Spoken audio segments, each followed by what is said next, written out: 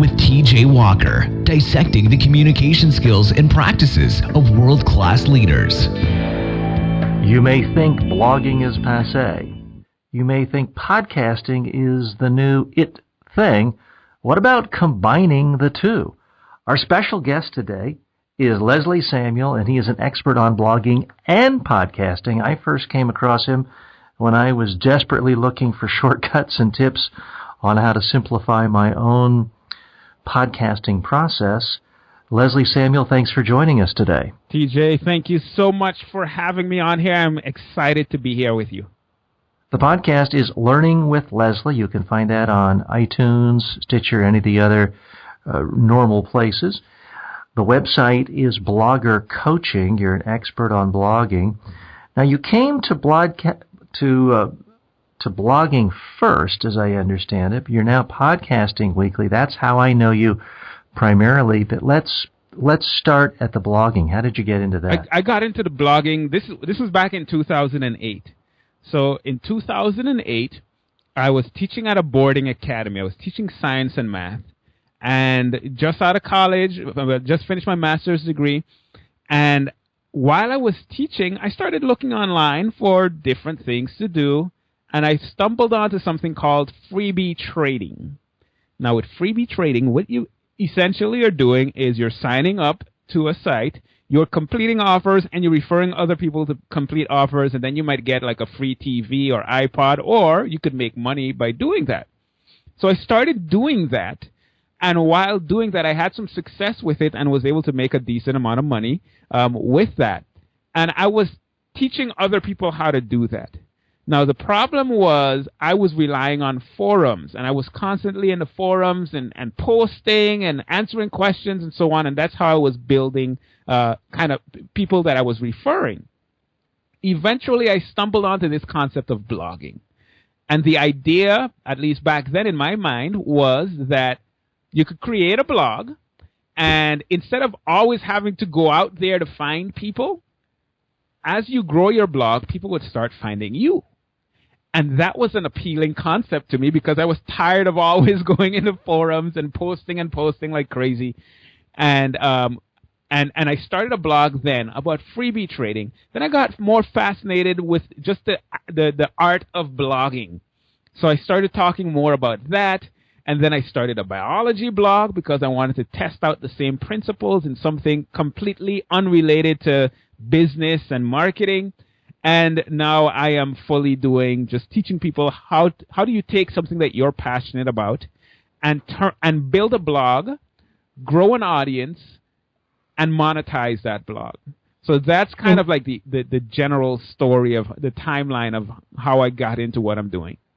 And you also give people a lot of advice on podcasting. You have your own successful podcast. I hear you on other top-rated podcasts all the time. If someone comes to you today and says, I have a special interest in whether it's butterflies or collecting stamps, and I just want to reach a large audience, all things being equal, do you recommend that they start with a blog, or do you recommend they start with a podcast? And with the caveat, we do have a bias here at Speaking with TJ Walker in favor of speaking as opposed to writing, because I do find that there's still as many podcasts as there are out there, there's still 99% less competition than text-based blogs. I found you by just searching in iTunes for podcasting, whereas if I had searched for a lot of blogging experts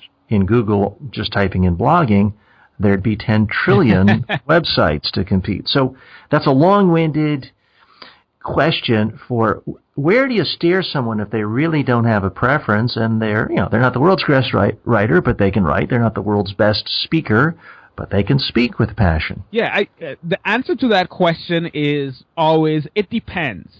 Now, you said all things being equal, so, in terms of their skill, it doesn't matter there. I would encourage them to think about their audience and to think about how their audience consumes content and think about the kind of content that they want to create. So, for example, for me, with the biology blog, for me, I would not have started with a podcast. And quite frankly, the way I started was with video. And I started primarily focusing on YouTube. Why did I do that? I did that because I knew that I was teaching a very complicated topic that was much easier to learn if you actually see what I'm talking about.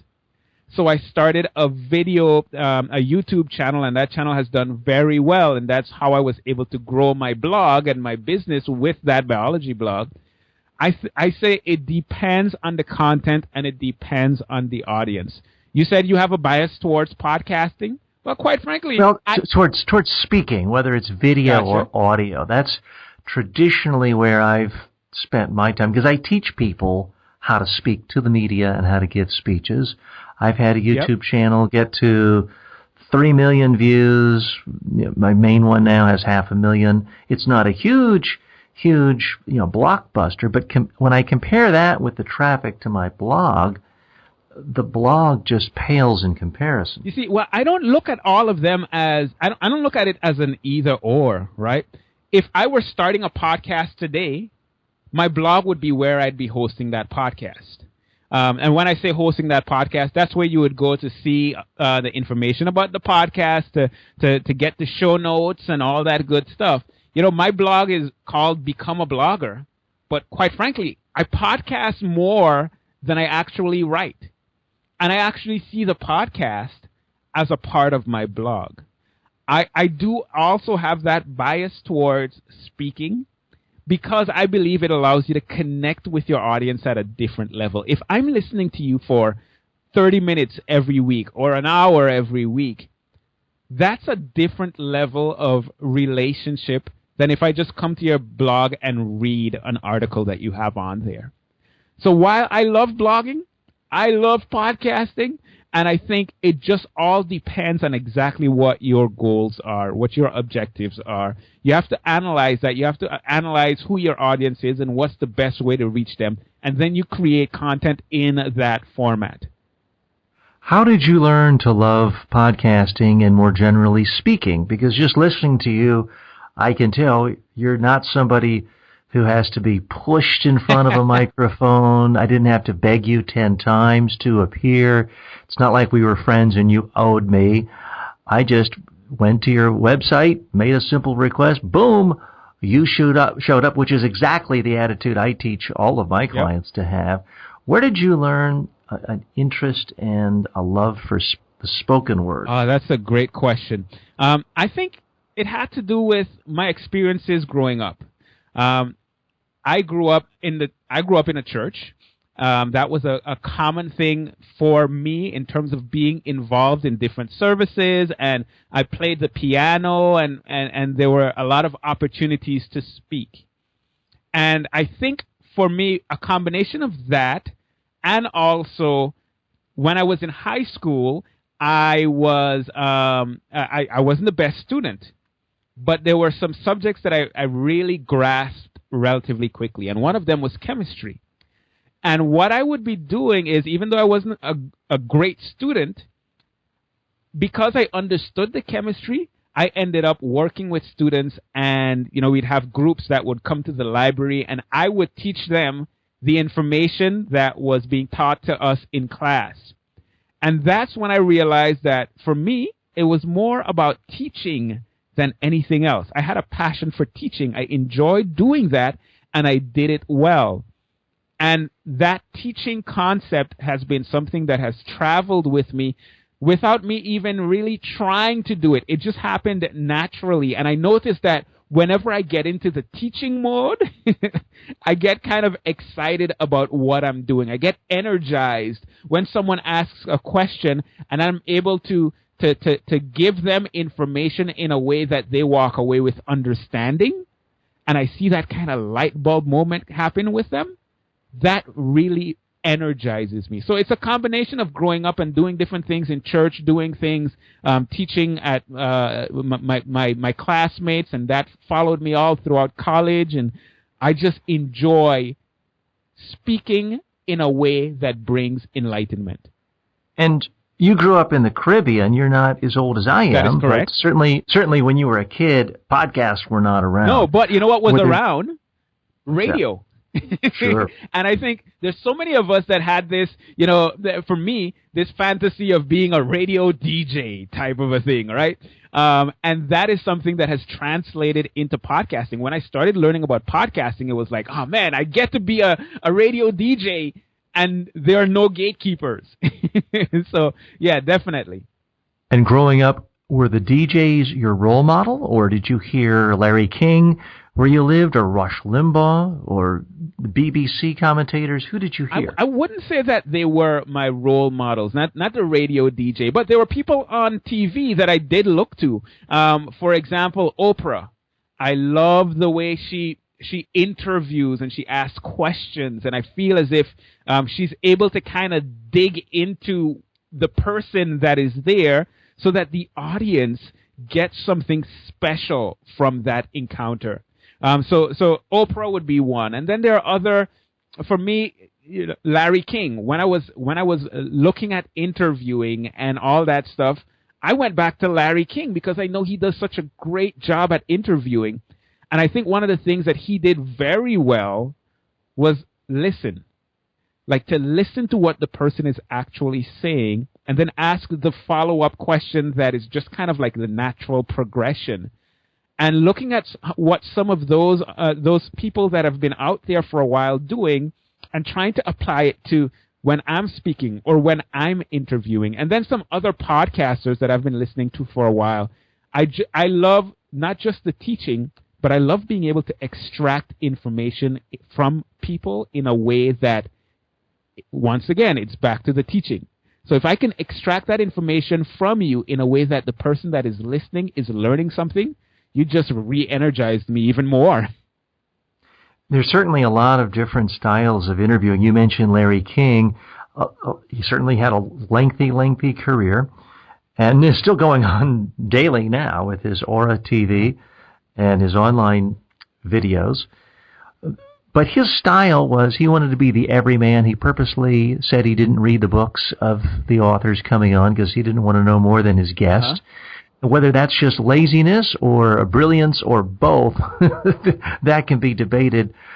Very different style from, say, a Barbara Walters, uh-huh, who might write out hundreds of questions before she goes into an interview with Monica Lewinsky.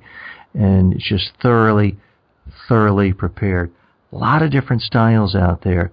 Who of the current podcasters, someone who isn't, Bill O'Reilly, who's known from TV, but is a purely podcast creature, do you admire and respect the most? If I look at my podcast subscriptions, there are two people in here right now that I find really do a good job at interviewing. One is Andrew Warner from Mixergy, and the other is Tim Ferriss. Now, once again, I love how they dig into their guests and get Andrew Warner has a special way of getting people to say more than they intended to saying. And I really like that because it allows you to go deep. There are a number of podcasters out there that have a list of questions that they go through, and there's absolutely nothing wrong with that. I got to tell you, I'm not a fan of that. Here's my 10 quick questions. That was the next thing I was going to say. I'm not a fan of. There's nothing wrong with it, but I'm not a fan of that. I much prefer natural conversations to where you say something that piques curiosity in me, and I dig deeper in that one specific point. And I think as long as it's interesting. Exactly, and as long as it's going somewhere. We have an idea of where we're trying to go, and based on what you're saying, I can kind of adjust so that we can get to that destination. And in some cases, I did an interview today. This is the first time this has ever happened to me.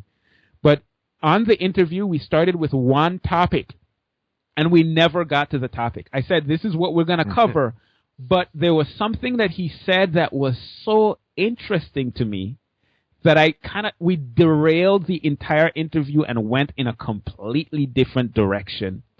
And for me, it was still effective, even though it didn't accomplish the goal that I set.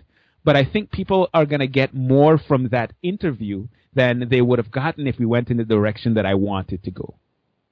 Our special guest is Leslie Samuel. You can reach him on Twitter at Leslie Samuel, or go to his website, bloggercoaching.com. He's got a number of freebies for our listeners today. If you go there, if you really want to get more immersed and have a real strategy and a plan for going about your blogging, you should go to bloggercoaching.com. You can also check out becomeablogger.com to find out more about Leslie. You're listening to Speaking with T.J. Walker. You mentioned Andrew Warner Mixergy. I have listened to his show before. It's been a while, but I have tremendous respect for him. He's been at it a long time. He really does a great job of putting a spotlight on entrepreneurs, especially tech entrepreneurs. Yep. And he's put together a pretty nice business for himself with a lot of different revenue models that it has to be fascinating to any communicator who's also an entrepreneur. And Tim Ferriss is also a fascinating character. I do listen to his podcast regularly, and I would say I am mostly very positive on Tim Ferriss, although I do think his first book, The 4-Hour Workweek, was kind of what I would call career porn. It's kind of like, step one. Quickly come up with an internet business that kicks off $80,000 a year in cash. Step 2, move to Argentina. Oh, wait a minute. How do we get to step 1? Because that was 8 years ago, and I know so many smart people, and I like to think of myself as having a few smarts, who spend 80 hours a week, especially back then, trying to make money on the internet. Yep. And came up with, almost nothing or losing vast amounts of money. So I do think he's an extremely bright guy. He has fascinating conversations. When he is excited about something, he's a great salesman. I mean, his health book, I got to tell you, I read it. I thought it was fascinating. I went on the Tim Ferriss diet, and you know what? It works. And I lost a whole bunch of weight. And like 99.999% of people after 6 months, I'm like, this is crazy. I can never eat a piece of bread again as long as I live, other than on Saturday. And of course, I gained it all back. So I have somewhat conflicted views about it. I think the vast majority of his advice is good, but he does occasionally latch on to really horrible ideas, like his whole diet book, and it's 10,000 pages long. It basically says, don't eat anything white, don't eat bread, don't eat sugar. It's this long list of and it says things like, eat the same boring foods 6 days a week and you'll eat less. Don't eat any sugar or bread 6 days a week, you'll consume fewer calories. Well, all of it's true. Yeah. The problem is nobody can sustain that in the long haul, even with your so-called cheat day. And I just think it's horrible advice. Yeah, I quite frankly, I said I love his podcast, and I do. The first book, I actually like the first book, not because it gives you all of the information that you needed to know, but for me back then, the concept of outsourcing was relatively new. So it opened my eyes to a potential process that took me on a journey to learn more about how to actually outsource the right way. And that has made a huge difference in my business. Some of the other things that he's done, the 4-Hour Body and so on, I've heard him in interviews talk about them, and I've disagreed with a lot of what I've heard, so I never even went there. But in terms of his interviewing, I love the conversations that he has. And I feel as if I do learn a lot from those conversations with very successful people that are out there doing great things. So I think it's a great resource for just soaking in knowledge from really smart people. And I do think he's smart not to rush. We live in a world where everybody says, rush, shorter. Your YouTube videos have to be 90 seconds long. I have clients come to me say, TJ, teach me how to be more concise in my speeches and more concise in my media interviews. And I always say, why? You can be concise and nobody remember anything you say. Your goal should be to communicate and to actually be memorable. And Tim Ferriss, to his credit, if the conversation is interesting, he'll put 3.5 hours yes, he will. For that podcast. And it's one of the only podcast. It's the only podcast that I listen to that ever goes that long, but I still listen. Yeah, I think that the rule of thumb is go as long as it takes to be interesting. If you can say everything important and interesting in 2 minutes, end at 2 minutes. Exactly. But if it's 3.5 hours long, whether it's a Tim Ferriss podcast or the movie Titanic, if it's good stuff, people will watch and want more. I am 100% with you there. Same with, everyone likes to reference, well, Lincoln, in his Gettysburg Address, it was 2.5 minutes long. The guy after him spoke for an hour. And what everyone always forgets is that, but Lincoln would have never become president if he hadn't been a very good speaker in the format of 5-hour debates, which he did with Douglas, and often speaking for 90-minute stretches himself without interruption. So it just, as you said early on, and because I listened to you, it just depends. It depends, exactly. What else do you think people need to really think about before they become a blogger? And I'll preface this with my own assumption that too many people go into blogging and into online businesses without really having a core, not just a revenue model, but something they're actually good at. Tim Ferriss, we were discussing, was already a successful businessman selling nutritional products, direct mail, before he ever entered the internet space. And I'm not as successful as Tim Ferriss, but before there was ever an internet, I had a core training business where I sold day-long media training, crisis communications, and public speaking training workshops. So when I entered the world of e-commerce and online training and e-books, I had a strong base of a real product that was sold in the offline world. It's certainly possible to just create a digital product and sit in your pajamas and get wealthy.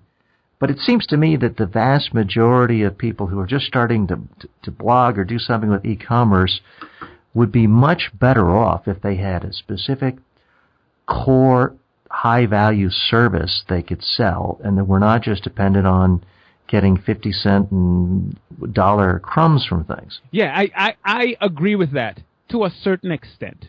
I think way too many people jump into blogging and they just choose a topic because either they find it somewhat interesting or they think they can make money from it. So you have a lot of people that are starting blogs about how to make money online when they've never made any money online. Oh, those are the worst, and you can spot them a mile away. I absolutely hate that because you can't teach something that you don't know how to do. That should be obvious. Now, when I started teaching about what I was doing, I started teaching about something that I'd been doing for a few months, and I understood it better than most people. So I started to blog about that. That was the freebie trading. I didn't have a high-value service to provide or anything of that sort, but what I did do was make some money with it. And I was able to teach others who didn't know how to make money with it how to do it. And then in the process, I started learning about blogging, not because I was just reading information about blogging, but because I was actually blogging.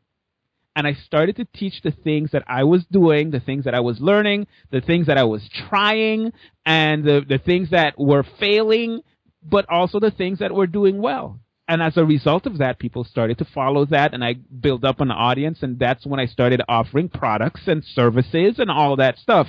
So I think it's a good idea to come at it with some level of expertise. When I started a biology blog, that went very well relatively quickly. Why? Because not only did I understand biology very well, but I also understood how to teach and how to break down my idea is I should be able to teach neuroscience in a way that a little child should be able to understand it.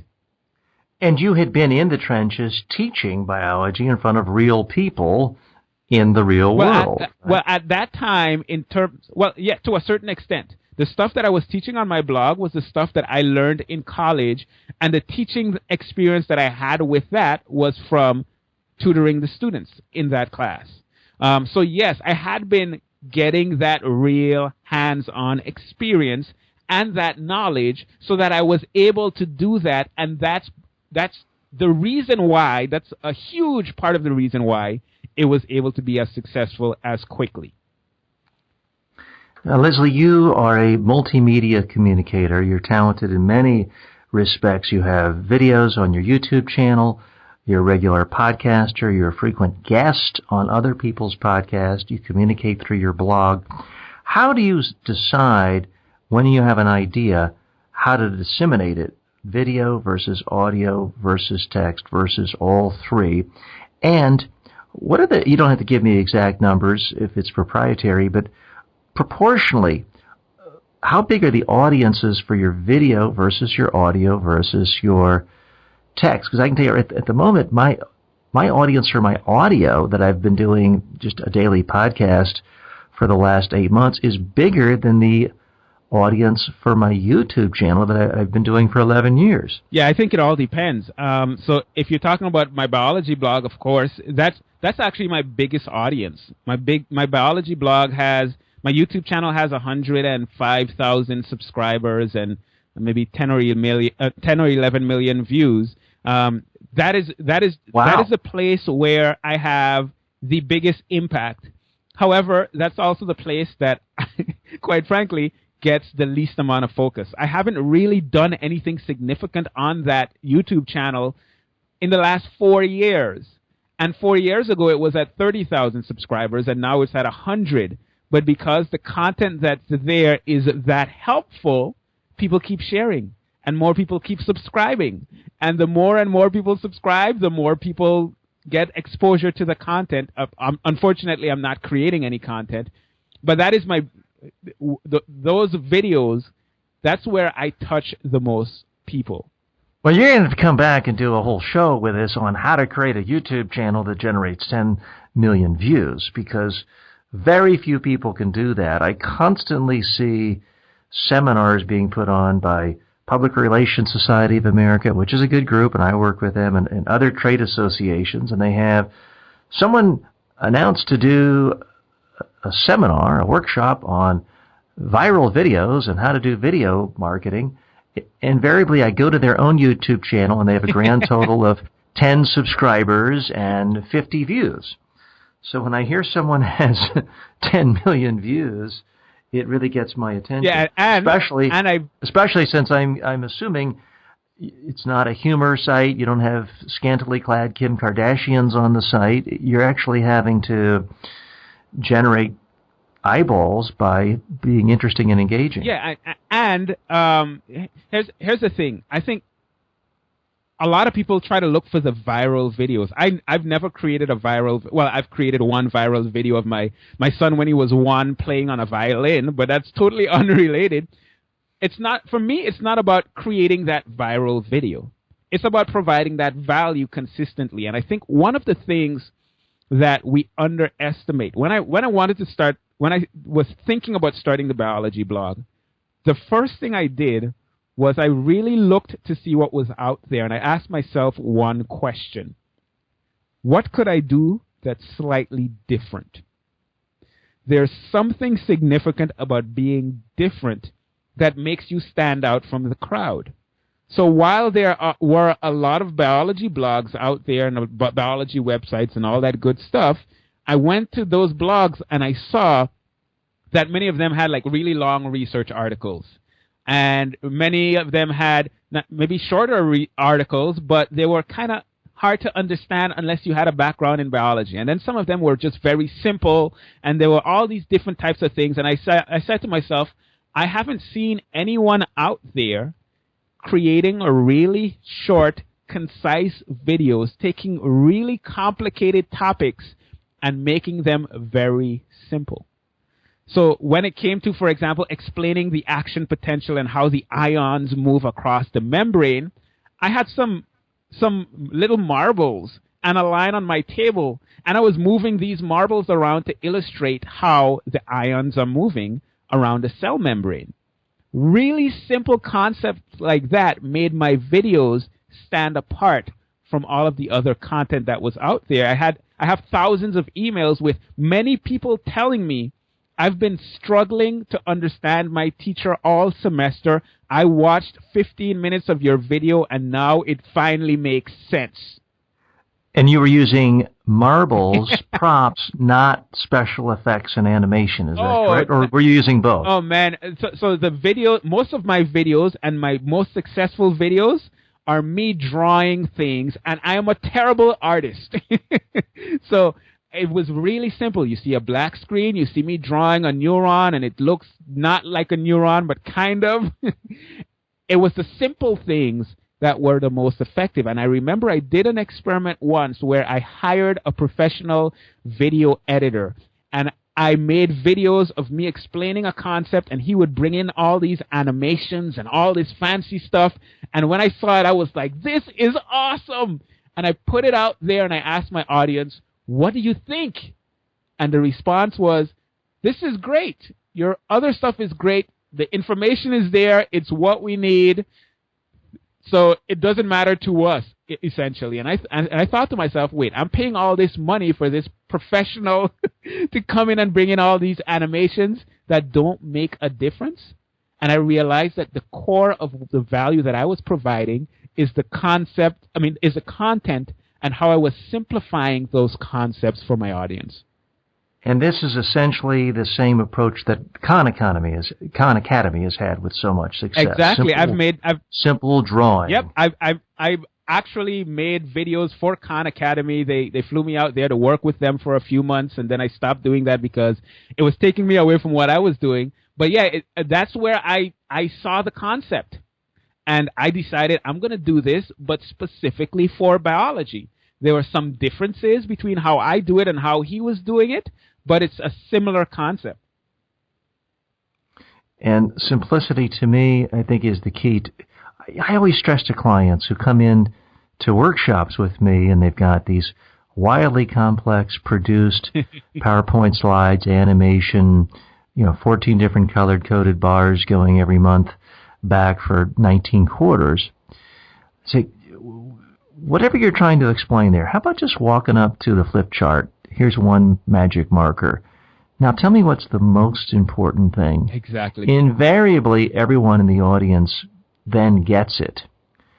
And to me, it's simply a function of human beings are not able to draw more than one thing at a time. So when you give somebody a clean blackboard or a clean white sheet or whiteboard and one marker, they're only able to draw one thing at a time, focus on one thing at a time, talk at one thing at a time.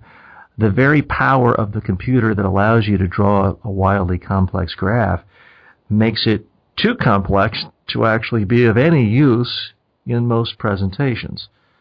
And it sounds like your own experience validates that as well. Yeah, and to a certain extent, I think I've seen a lot of presentations where I've thought to myself, this person is very smart, and they want us to know it.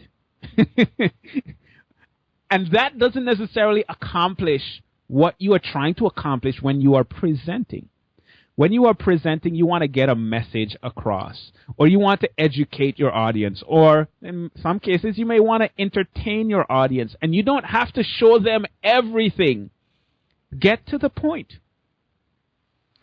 Is it a wit? I forgot if I'm jumbling it, but a wit once said about Prime Minister Gladstone in Great Britain that, when you talk to him, you're convinced he's the smartest man in the country, but when you talk to Prime Minister Disraeli, he convinces you that you're the smartest person in the country. And the greatest communicators do that. Exactly. They're not focused on me, look how smart I am. Exactly. I love that. We're speaking with Leslie Samuel. He's an all-round multimedia expert and guru. He is the host of Learning with Leslie, the podcast. That's where I first encountered him. He's also the prime force behind becomeablogger.com, and he has some special tips and giveaways for us today at bloggercoaching.com. That's 3ws.bloggercoaching.com. You're listening to Speaking with TJ Walker. Leslie, one of the things I found that resonates with my audience is, frankly, when I tell them when I screwed up. It's not about, oh, I gave this standing ovation and everything went perfectly. Yeah, fine. But when I talk about my mistakes, my blunders, and what can be learned from it, that's what people like. So I'm wondering, you do a lot of public speaking, you speak on video, you speak in the media, radio, you host and you guest. What's been the worst either media or speaking experience you've faced in the last 5 years or your lifetime? Oh, that's a good question. Speaking, well, let's talk, since we're talking about video, one of my most popular videos on YouTube right now has to do with how blood flows through the heart. And in that video, I'm sorry, I said one of my most popular. It is the most viewed video I've ever created.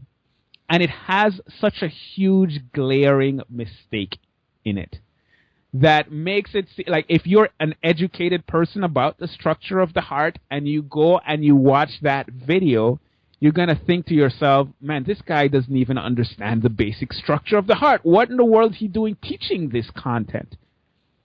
But I've left it up there. I have an annotation with the correction and all that stuff because, quite frankly, mistakes happen. And I've come to the place where I am much more comfortable with my mistakes today than I ever was before. And that frees me up to do what? To create more content, to make more videos, to do more speaking, because even if I make a mistake, which I will at some point, and I have done at many points in the past, it is okay, because it's a learning and growing experience. That's the first thing that comes to mind when I think about a glaring kind of problem with content that I've put out there. Now, you've roused my curiosity. What did you do? Say the right was 6 inches to the right of the middle of your chest? Did you say the blood is green? What did you say? I'm trying to remember exactly what it was. I haven't looked at it in so long, but it has to do with the vessels that are coming to the heart and how I named them. I named them according to the vessels in a different kind of animal and not a human being. Okay. I wasn't even thinking of a video that you'd produced, thought was great and put up.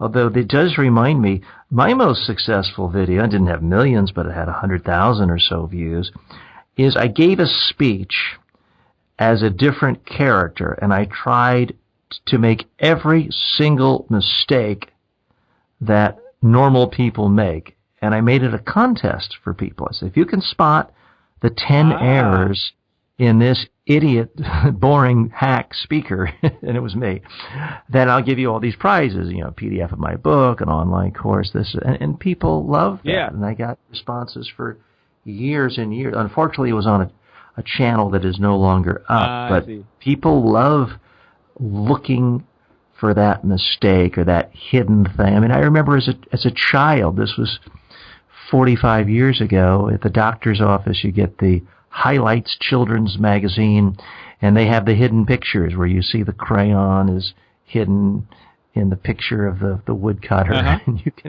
it's something to look for. How about when you're giving a speech or an interview and you know when it happened, it was a blunder? There was actually one recently, because life has been really hectic for me. We just had the birth of our daughter a few months ago and so on. And there's an event that I went to speak at, and literally right before, the day of the speech, I hadn't really prepared the speeches yet. So as I'm walking to the place where I'm going to be speaking, I'm jotting down these notes and all that. And I go up on stage, and this is just recently, within the last 2 months or so. I go up on stage and I start to talk, and it's going very well.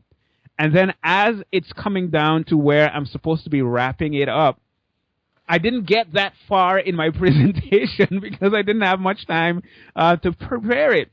And I remember that I just started rambling. and I'm talking and I'm trying to figure out how should I end this, not very sure how I should end it. And I don't get nervous on stage as much anymore, but I started to get nervous and feel that anxiety of, man, what am I going to do? And eventually it came to an end, and I don't think that the people that were there picked up on it too much, but for me it was a nerve-wracking experience. So how did you handle it? I just kind of, at some point, I just closed the speech. I was talking about blogging and how you can be successful with blogging. And at the end, I just kind of, so that's how you do it. But I didn't feel as if I got the message across the way that I should have and the way that I would have if I actually prepared for the talk. So preparation is so essential, and usually I'm very prepared for my talks. This time, absolutely not. It is a good reminder, no matter how experienced you are as a communicator, no matter how many tens of millions of views you might have, you've got to prepare for every single speech, every single presentation. If you try to phone it in, there can be a disconnect, literally and figuratively. And why that was significant for me is because I can easily get up on stage right now and do a talk about a topic. And because of that, sometimes I don't prepare as much as I should. But this was one of those times where I didn't, and the results was not up to par. It was not on par with what I normally did. And I don't like that. When I am presenting at an event, I want to put my best foot forward. I want to have an impact. I want to be able to say, you know what? I did my job and I did it well. So it's just a reminder that you always have to prepare.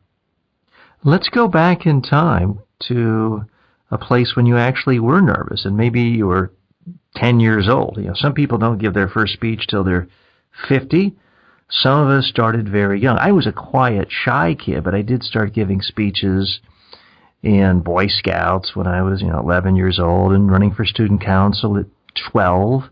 And that's probably the last time I really remember being very nervous. But I got over it because I was just speaking a lot more than any other kid. How did you do it? So for me, speaking on stage was not as difficult, even from the very beginning. What was difficult was performing on stage. I play the piano as well. And I'd been doing that for a few years. In the beginning, it was a nerve wrack. I remember the first time I played in public, and it was just terrible. But because I'd been doing that so many times, by the time it came to speaking, I was fine. I can't look back, for me personally, and think of a time where I was on stage speaking and I was freaked out. It was just kind of a natural progression for me. And do you see that is applicable to a lot of, so many people say, I would never sing on stage under any circumstances. And yet most people do have to speak in front of people, even if it's just 10 people in their office. It certainly sounds like a great experience for you, just being in the spotlight. What's your advice to people who their whole lives have shied away from any sort of entertainment spotlight, but now find that they do have to speak, whether it's representing their company on a podcast or speaking at a conference? Start small. I think that's the best way to do it, because the more you practice, the better you get at it. So if you start by teaching just a small group of people, like for me, I was teaching at my high school. I was teaching students in a room in the library, and that kind of gave me some experience with speaking to people in a different format than just one-on-one conversations. And the more of those smaller things that you do, the more you get experience, the more you build your confidence, the more you see what you can improve in an environment where it's not as high risk. And then go from the 5-person to the 10, to the 20, to the 50, and kind of work your way up. Now, I don't think that the fear is necessarily a bad thing. The fear is an indication that you're stepping outside of your comfort zone. And that is a great thing. And the more you do that, the more your comfort zone expands. So for me, it's just about practicing and doing it more often. And if it's something that scares you, maybe that's an indication that is what you're supposed to be doing more of. Now, I'm really curious. I hope you don't mind me asking about how your music background has perhaps had a positive influence on your speaking. I didn't know you had a music background, but there is a fluidity with how you speak and almost a musicality. And I don't mean to say there's any other similarity, but I do think of someone like a Reverend Louis Farrakhan, who was a calypso singer. And even though I'm not a big fan of his political messages, he's a fantastic speaker, and there's a rhythm and a musicality to the way he speaks. And I'm just wondering if you feel that your music background has influenced your cadences and how you actually speak. Yeah, I definitely think that it has influenced it. It influences the way, when you're doing music, it's a performance, and it's more obviously a performance to many people because you've practiced something and now you're going to play it. Like I said, my first experience was excruciating. I was not a good pianist. I was just learning how to do it. And I remember I played in church for special music where everyone is listening to you, and I am so freaked out and I'm making so many mistakes. And at the end, it took so long for me to get through the song, and people stopped listening halfway through, and at the end, when everyone was supposed to give the round of applause, no one was listening, so they didn't even realize that I was finished. And I told myself I would never play in church again. But then I did it again. Well, you just gave me a flashback. I had completely forgotten this for 40 years, but I actually had my musical debut at the, I think it was the Wedgwood. It was the Wedgwood Baptist Church in Charlotte, North Carolina, probably about 1972. And I played the drums during a church service. That's where my family was a member, and my mother was a member of the choir. It obviously was not a great performance. I think I was so scared I only used the brushes instead of the drumsticks, and nobody heard anything. It was the beginning of a non-existent musical career. Yeah, what it did for me is it allowed me to experiment with performance, and after doing it for a while, I got so good at playing, and this is very significant for me. I got so good at playing, and I play by ear, so that someone can come to me and say, "Hey, I'm going to be singing a special music in a few minutes. This is how it goes. Can you accompany me?" And I will say yes. And they would start to sing, and I would just kind of fill in, even if it's a song that I didn't know. And there was something significant about that for me because it allowed me to kind of experiment and test different things and make mistakes in front of a lot of people and kind of recover from those mistakes and learn about how you perform in a public place. You must be a popular guy at a party. That would be a great skill. I have very few regrets in my life, but one of the regrets is that I never really learned to master music at even a basic level. Don't read music, don't play an instrument, other than my very short-run drumming career. Well, that must be a lot of fun. I can't live without music. Music is something that drives me in so many ways. And those experiences,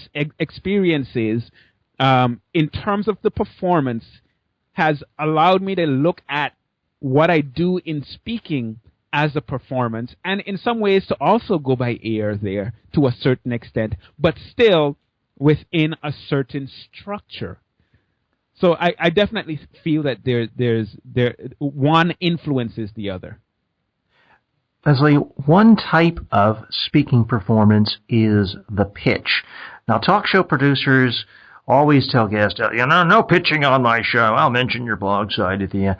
We're a little bit different here because this show is about speaking, spoken communication, sales, presentations, and pitches. So I'd like to give you an opportunity to just pitch this audience. So if they come to bloggercoaching.com or become a blogger.com, and let's say they fish around, sign up for your website, call you, what are the sorts of things you say to them to pitch them on your services? And feel free to pitch here.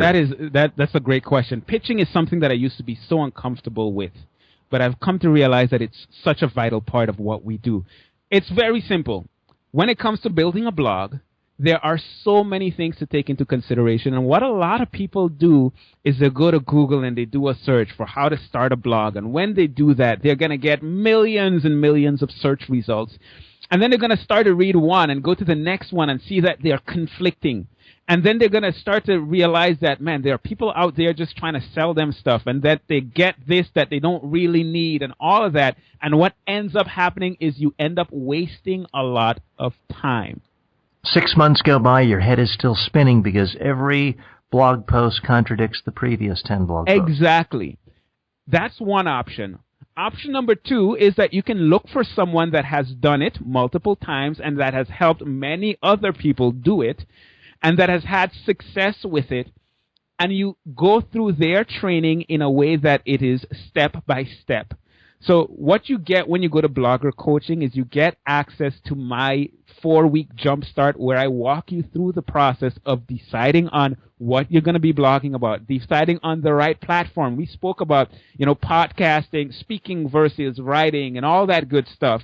How do you know which medium is best for you and for your audience? How do you determine who your audience is and really iron out the details of their goals and their struggles and all that good stuff and create the best content for them? And then how do you get people to come to your blog? Because, yes, you can put a blog out there, but if no one comes, you're not going to build an audience. So how do you build that audience and how do you monetize that blog and turn it into a business? You're basically going to get me. You're going to be looking at my screen as I walk you through all of these different processes and show you one step at a time so that you don't have to go to Google and wade through millions of websites. You have a plan to follow, and you get my support in the process. If you want more information, we've linked to this in the show notes, becomeablogger.com, as well as bloggercoaching.com. You can reach Leslie on Twitter at Leslie Samuel. Leslie Samuel, thank you for being our guest today on Speaking with T.J. Walker. Thank you so much for having me on here. Thanks for listening to Speaking with T.J. Walker, where the communication skills and practices of world-class leaders are dissected.